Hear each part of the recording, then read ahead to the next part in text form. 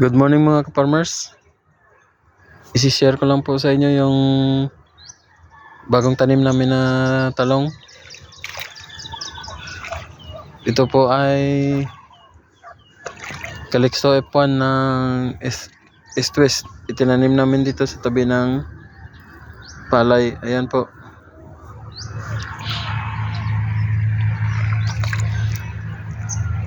Isang daan na puno lang po ito, mga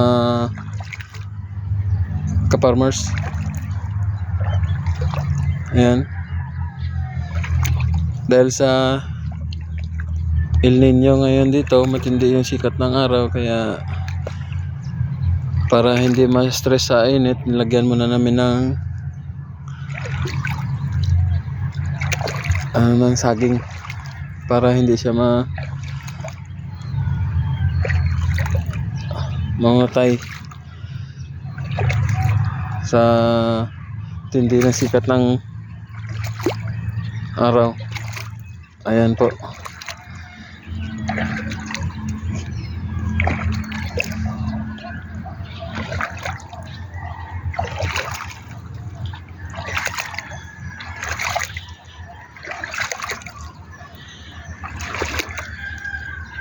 Katabi lang po ito ng aming tanim na okra at sitaw. Ayan.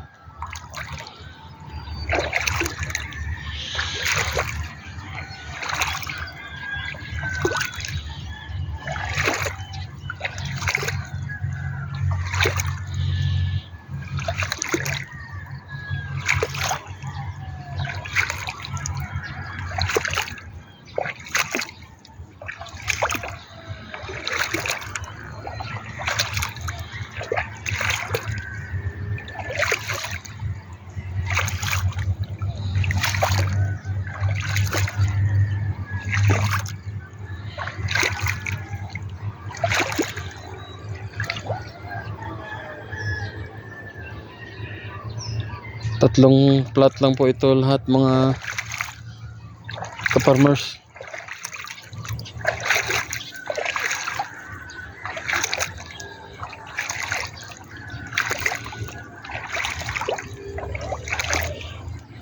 Ayan.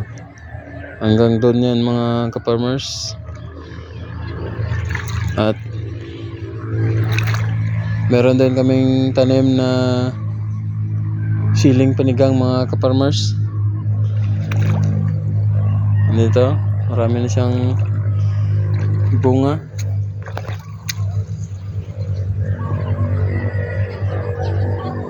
Marami siyang bunga at mga bulaklak. Hindi ko po alam kung anong variety ito mga ka-farmers, dahil yung seeds na to ay binili ko lang sa merkado, mga hinog. Tapos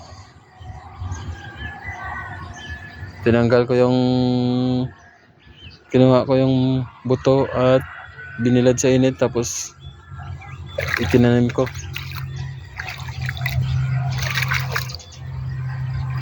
Ayan, marami siyang bunga mga ka-farmers.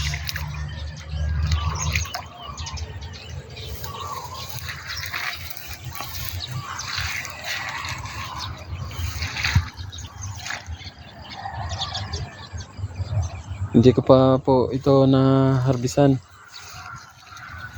dahil nung nakaraang mga linggo yung bunga niya at mga bulaklak ay nalalaglag dahil sa tindi ng ihip ng hangin at init.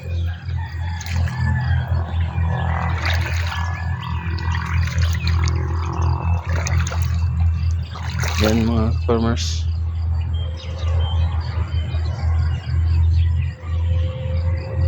Itong variety na to itinanim ko dahil ito yung klase ng siling panigang yung mabenta.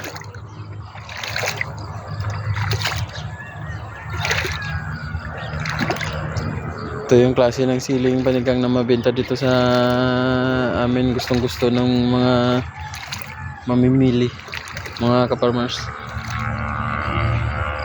At meron din pala kaming tanim dyan sa kabila, mga ka-farmers, no? Ito yung kita mo, mga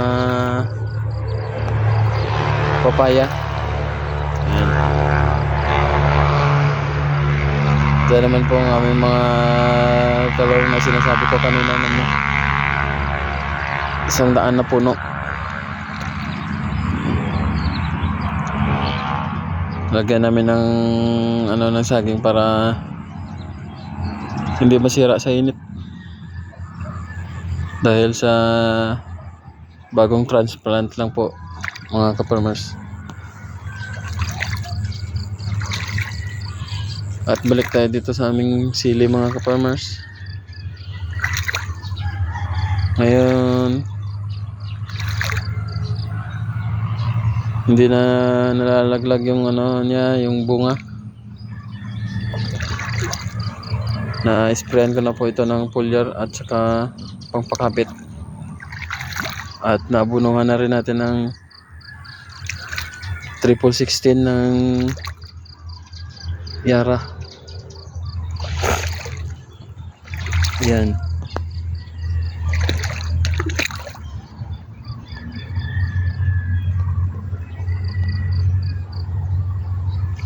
Mga farmers.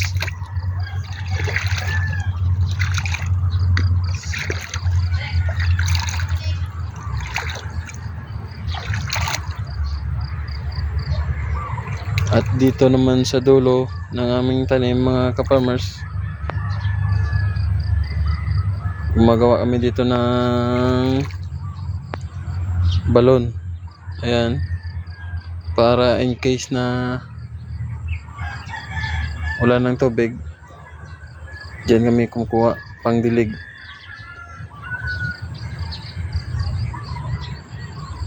Hanggang dito na lang, mga ka-farmers. Maraming salamat.